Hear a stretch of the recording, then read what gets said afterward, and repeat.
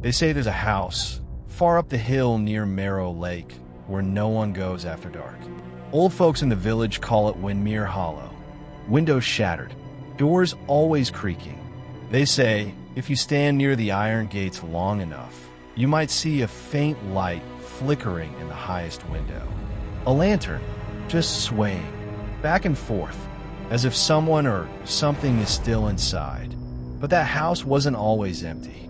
In the winter of 1887, a man named Elias Granger came to live there. He was a soldier, just back from a war, scarred, silent, and broken. Everyone knew what had happened to him. He was supposed to be married, a beautiful young woman named Margaret. But just a week before their wedding, she died in a fire, burned alive. Some say it was an accident. Others whisper it was a curse. All that mattered to Elias was that she was gone. So he vanished, bought Windmere Estate, moved into that decaying house no one wanted. Some said he went there to forget. Others believed he went there to die. The house was rotting, mold on the walls, rats in the cellar, rain leaking through every ceiling. But Elias didn't care.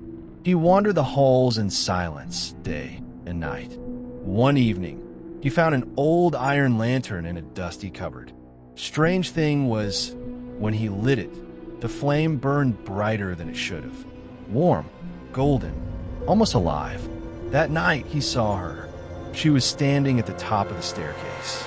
A woman, pale, dressed in a wedding gown, so old it looked like it was stitched from cobwebs and ash. Her face was covered with a veil, and her hands were shaking. She didn't speak. She didn't move. She just raised one arm and pointed down the hallway. Then she disappeared. Elias was shaken. But the next night, she came again.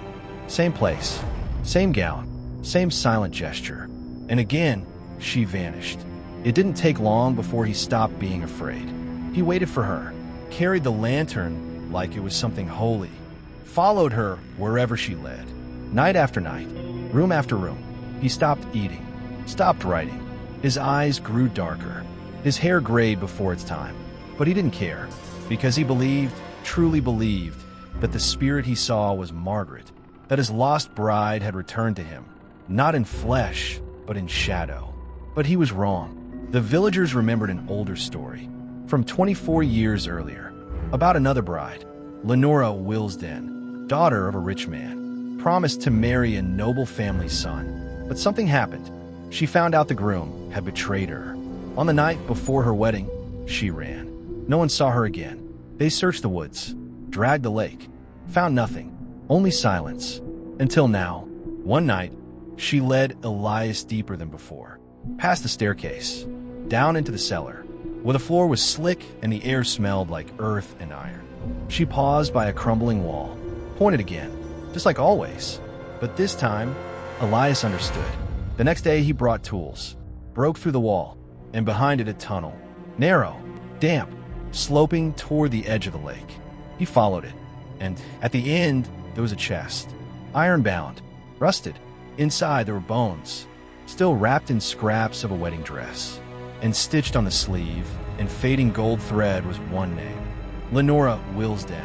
That night, she came again, but she didn't veil her face.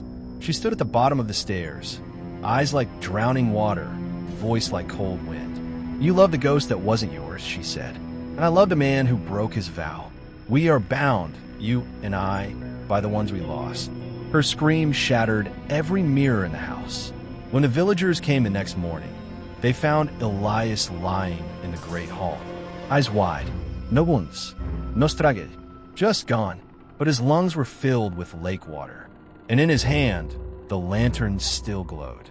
Now they say the bride still walks the house, but she's not alone. A man walks beside her, silent, holding a lantern, and sometimes, if the fog creeps up from the lake just right, and the trees stop rustling for a second, you might hear her whisper drifting through the wind. My love, too late. Subscribe if you dare.